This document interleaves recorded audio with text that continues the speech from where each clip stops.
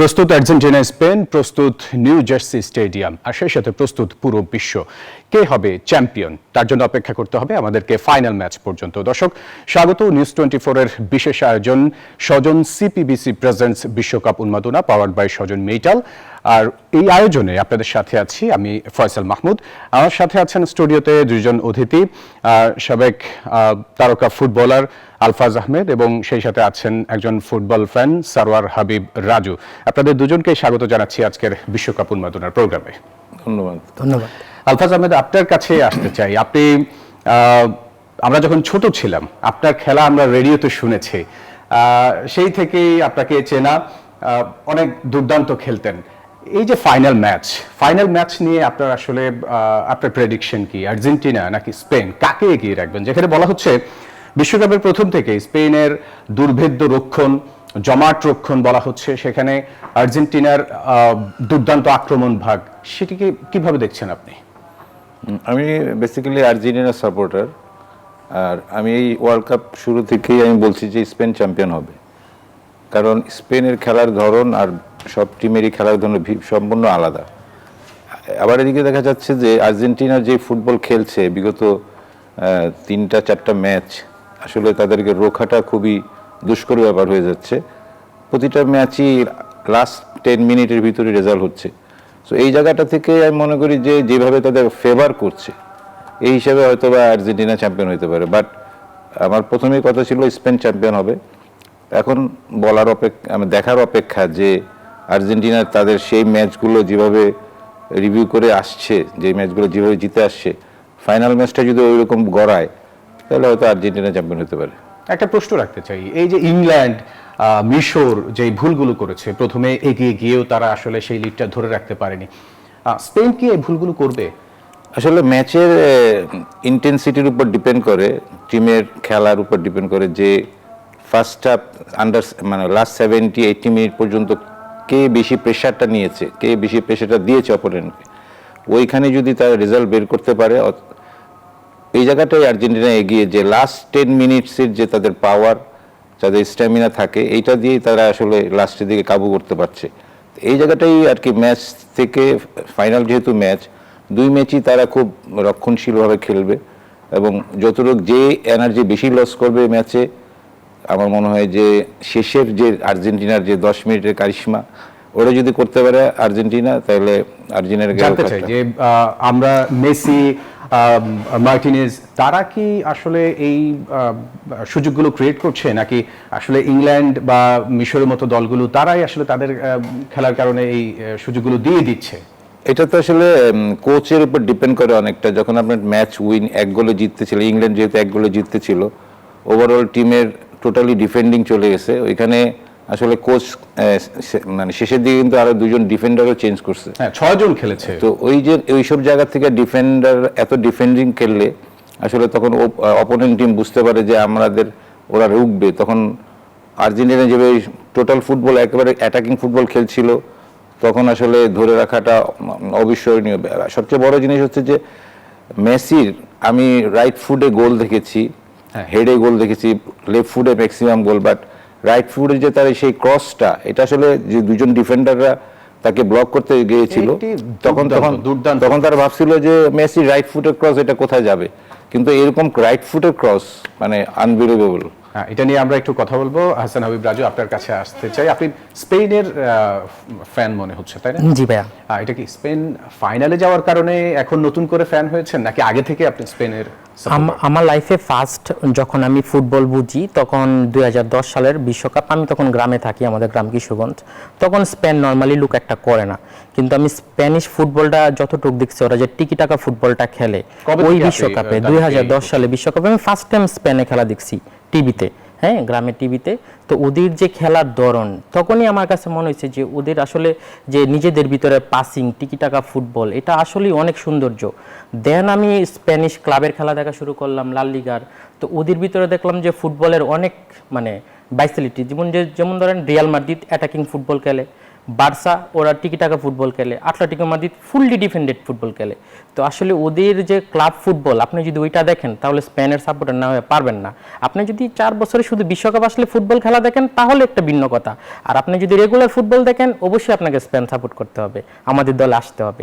ফাইনালে আপনি কাকে এগিয়ে রাখছেন? ফাইনালে আর্জেন্টিনার খুবই ভালো টিম। আপনি চিন্তা করে দেখেন, একজন 39 ইয়ার ওল্ড মেসি, সে মাঠে এমনভাবে এফোর্ট দিতেছে মনে হচ্ছে সে যেন 22 বা 25। প্রেডিকশনটা করবেন? হ্যাঁ, যে আপনি প্রাইম মেসিরে যদি তুলনা করেন খুব একটা কম না। তো আমি খুবই পিছিয়ে রাখবো না, কিন্তু আমি মানে পার্সোনালি ভাবে সাপোর্ট করতেছি যে যেন স্পেন এই ম্যাচটা উইন করে, এবং আমার প্রেডিকশন স্পেন মিনিমাম 3টা গোল দিবে, কারণ স্পেন এই ম্যাচে কোনোভাবেই ডিফেন্ডলি যেতে চাবে না, কারণ 2টা অলরেডি মিশর যে গোলটা করছে, ইংল্যান্ড যে গোলটা করছে, সিঙ্গেল ম্যাচে স্পেন 3টি গোল করেছে। এটাই তো কথা। তো স্পেন এটাই চাবে, কিন্তু স্পেন কিন্তু গোল হজম করে না। আপনি স্প্যানিশ ফুটবল দেখেন, ওরা গোল দিতে এত আহামরি হয় না, মাঠে ওরা হাইপার হয় না, নিজেদের ভিতরে খুবই পাসিং ফুটবল খেলে। ওরা চিন্তা করে 1-2টা গোল দিলে আমরা গোল খাবো না। কিন্তু আর্জেন্টিনার সাথে আপনি এই চিন্তা করে পারবেন না। আর্জেন্টিনার অলওয়েজ আপনাকে গোল দিবে, সেটা 80 মিনিট হোক, 90 মিনিট হোক, 85 মিনিট হোক। কিন্তু আর্জেন্টিনার সাথে জিততে গেলে অবশ্যই স্প্যানিশ সাপোর্টার হিসেবে আমি চাবো যেন আমার দল 3টা গোল করে। আলফাজ ভাই, আপনার কাছে আসতে চাই, আর্জেন্টিনার দুর্বল জায়গাগুলো কোথায় আপনি দেখতে পান? আর্জেন্টিনা আসলে মূলত উইং ব্যাক প্রবলেম হচ্ছে, বিশেষ করে দুইজনই যে ওভারল্যাপ করে ক্রসগুলা সেটা হচ্ছে না। আসলে আর্জেন্টিনা মূল ফুটবলটাই খেলে মেসি ভিত্তিক। আপনি ডিফেন্ডার বলেন, মিডফিল্ডার বলেন, অ্যাটাকে যেখানেই যায় সবাই মেসি কেন্দ্রিক অ্যাটাক করে। সো এই জায়গাটা সব টিমই চেষ্টা করছে যে মেসিকে কীভাবে ব্লক করা যায়, বাট কখনোই তারা পারে নাই, কারণ সে ওয়ার্ল্ডের বেস্ট প্লেয়ার, অলরেডি সে প্রমাণ করেছে। আর্জেন্টিনা ফুটবল কেন্দ্রটাই হচ্ছে মেসিকে নিয়ে। স্পেনের অধিনায়ক যেটি বলছিলেন যে আর্জেন্টিনার প্লেয়ারদেরকে আসলে ডিবক্সের ভেতরে ঢুকতে দেওয়া হবে না, তো এনজো ডিবক্সের বাইরে থেকেই গোল করলো, সেটি গোল তো যে কোনো জায়গা থেকে হইতে পারে। আর্জেন্টিনার মূলত সেট পিসগুলো খুবই ডেঞ্জারাস, বিশেষ করে মেসির কর্নার কিকগুলো। মেসির কর্নার কিক যদি দেখেন, এবার ওয়ার্ল্ড কাপে প্রায় 5টা গোল কর্নার থেকে হয়েছে, সব মেসির অ্যাসিস্ট। সো আমার মনে হয় যে মেসিকে আটকানোর জন্য যেই জাদু কিংবা যেই রক্ষণ ওয়ার্ল্ডে এখনো নাই, সব কোচই চেষ্টা করেছে, যত ওয়ার্ল্ডে যত বড় বড় কোচ ছিল সবাই চেষ্টা করছে যে ওকে কীভাবে আটকানো যায়। তো স্পেনও চাবে তাকে কীভাবে না আটকানো যায়। তবে স্পেনের রক্ষণভাগটা খুবই চমৎকার, বিকজ অফ তারা পায়ে ফুটবল খেলে, খুব কন্ট্রোল ফুটবল খেলে। এই জায়গাটাতে আর্জেন্টিনা কি করবে, স্কলনি বলে দিবে যে ওদের সাথে কিভাবে খেলতে হবে, সেই হিসাবেই খেলবে। আরেকটা জিনিস আর্জেন্টিনা দেখবেন যে আর মেসির কিছু হলে মানে সব প্লেয়ার যেভাবে মানে মেসির জন্য খেলতেছে, আমার কাছে মনে হইতেছে যে দেশের জন্য তো আছেই, সবচেয়ে বেশি মেসির জন্যই তারা খেলতেছে এবং 100% এফোর্ট দিয়ে ফুটবল খেলে। দুটি বিশ্বকাপে একই চিত্র আমরা দেখতে পাচ্ছি। রাজু, আপনার কাছে আসতে চাই, ইয়ামালের পারফরমেন্স আপনার কাছে কেমন এই পুরো বিশ্বকাপে? এই বিশ্বকাপে ইয়ামাল যে ইউরোতে যে খেলাটা খেলছিল, প্লাস লাস্ট সিজন বার্সার হয়ে যেরকম খেলছে, হয়তো গোল স্কোরিং এত বেশি করতে পারে নাই, কিন্তু আপনি ইয়ামালের যে আপনি দেখেন 1v1 বল উইন, ও খুবই কম মানে ডিফেন্ডারের কাছে বল হারাইতেছে, যার কারণে প্রতিপক্ষ কাউন্টার অ্যাটাক স্পেনকে দিতে পারতেছে না। হয়তো ইয়ামাল ক্রস দিতেছে, না হলে নিজে শুট করতেছে, গোল পাচ্ছে না, সেটা একটা অন্য বিষয়। সুযোগ তৈরি করছে, হ্যাঁ, কিন্তু সুযোগ প্লাস অন্যদেরকে গোল করার সুযোগ করে দিতেছে, কি পাসগুলা দিচ্ছে, প্লাস একটা সাইড ধরে সে অ্যাটাকের দিকে বলটা পাইলে সে 2-3টা প্লেয়ারের কাটায় একটা সাইডে সে সুযোগে চলে যাচ্ছে।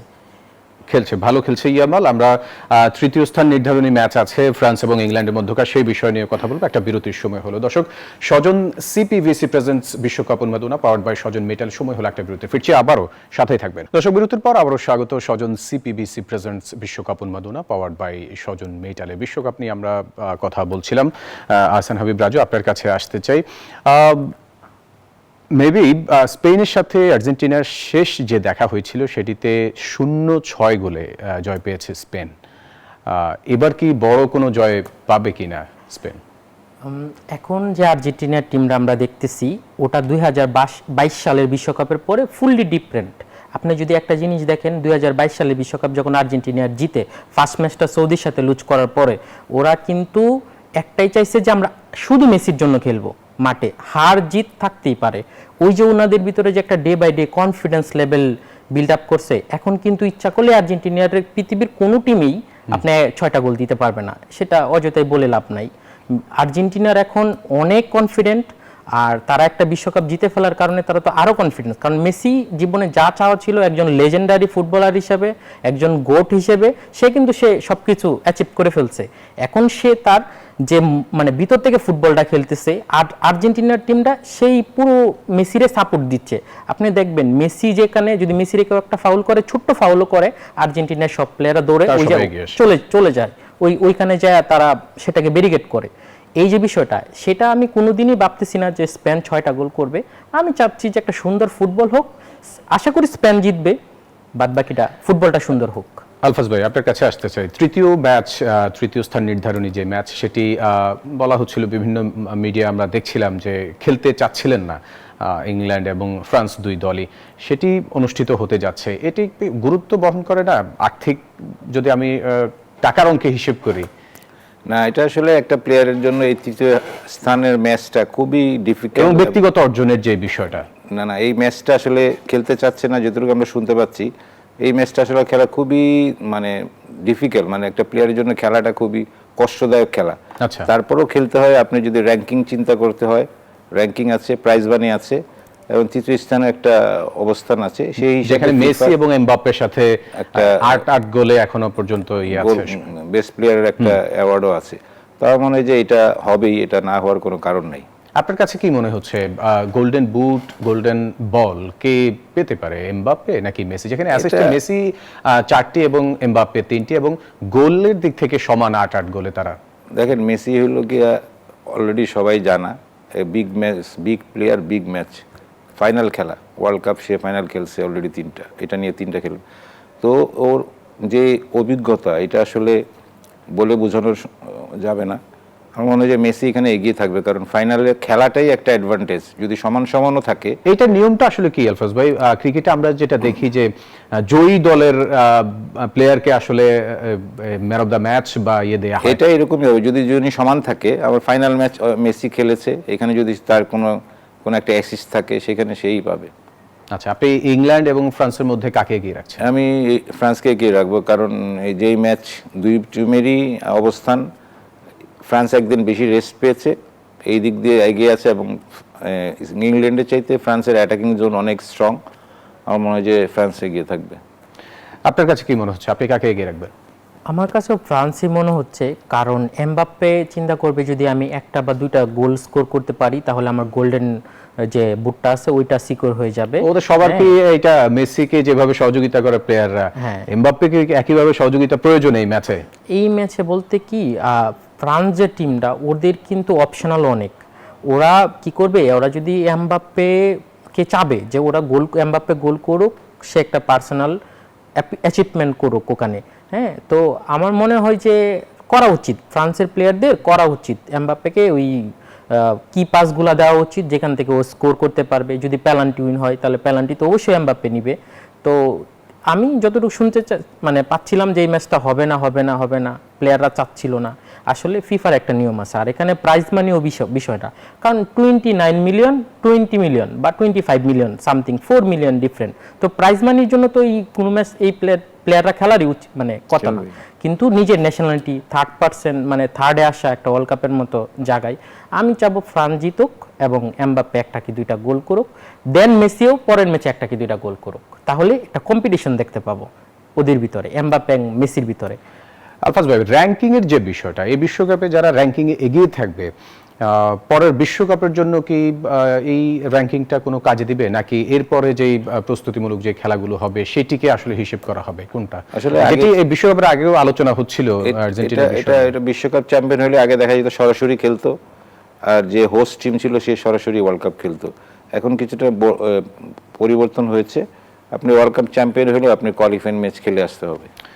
2010-এর যেই স্পেন ছিল চ্যাম্পিয়ন স্পেন, আর 2026-এ যে স্পেন দল, এই দুই দলের মধ্যে আপনি কোনো পার্থক্য দেখছেন? অবশ্যই পার্থক্য আছে, কারণ সেই সময়কার যেই প্লেয়ার ছিল, চমৎকার প্লেয়ার ছিল তাদের, আর এই টিমের ভিতরে ইয়াং ট্যালেন্টেড বেশি, ওইখানে ছিল জাবির মতো প্লেয়ার ছিল, অভিজ্ঞ প্লেয়ার ছিল তখন। অনেক অনেক অভিজ্ঞ প্লেয়ার ছিল। তো আমার মনে হয় যে এই টিমের থেকে আমি ওই টিমকে 2010 টিমটাকে এগিয়ে রাখবো। মানসিক দিক থেকে আপনার কাছে কি মনে হচ্ছে, স্পেন এগিয়ে থাকবে, 10-এর চ্যাম্পিয়ন স্পেন, নাকি দ্বিতীয়বারের মতো ফাইনালে, দ্বিতীয়বার না, আর্জেন্টিনা মেবি 7বার ফাইনাল খেলছে আর 2022 চ্যাম্পিয়ন হয়েছে, কাকে আপনার কাছে কি মনে হচ্ছে মানসিকভাবে কে এগিয়ে থাকবে? মানসিকভাবে তো আমার মনে হয় যে স্পেনই এগিয়ে থাকবে, কারণ তারা যেভাবে ম্যাচ উইন করেছে, তাদের স্ট্যামিনা স্ট্যান্ড যাই বলেন, অত পরিশ্রম করতে হয় নাই। কিন্তু আর্জেন্টিনার প্রতিটা ম্যাচই অনেক পরিশ্রম করতে হয়েছে। এই দিকে মনে হয় আর্জেন্টিনা একটু পিছিয়ে আছে, বাট আমি মনে তো চাই আর্জেন্টিনা চ্যাম্পিয়ন হোক। তো সব দিক দিয়ে হিসাব করলে স্পেন সব দিক দিয়ে এগিয়ে আছে। আপনার কাছে কি মনে হচ্ছে মেসি গোল্ডেন বুট পাবে নাকি এমবাপ্পে? আমি চাই আজকের ম্যাচটায় এমবাপ্পে একটা কি দুইটা স্কোর করুক, দেন কালকে আমি চাবো যাতে মেসি ফ্যানরা চাবে যে গোল্ডেন বুটটা যাতে মেসি জিতে, সেই জন্য মেসি গোল করলে ওরা আর্জেন্টিনার দর্শকরা অনেক খুশি হবে। তো আমার প্রেডিকশন যে আজকের ম্যাচে এমবাপ্পে একটা গোল অ্যাটলিস্ট করবে। অসংখ্য ধন্যবাদ আপনাদের দুজনকে আমাদের বিশ্বকাপ উন্মাদনায় উপস্থিত হওয়ার জন্য। ধন্যবাদ। দর্শক, স্বজন সিপিবিসি প্রেজেন্টস বিশ্বকাপ উন্মাদনা পাওয়ার্ড বাই স্বজন মেটালে বিদায় নিতে হচ্ছে। দেখা হবে একই সময়ে আগামীকাল। সে পর্যন্ত সবাই ভালো থাকবেন। আল্লাহ হাফেজ।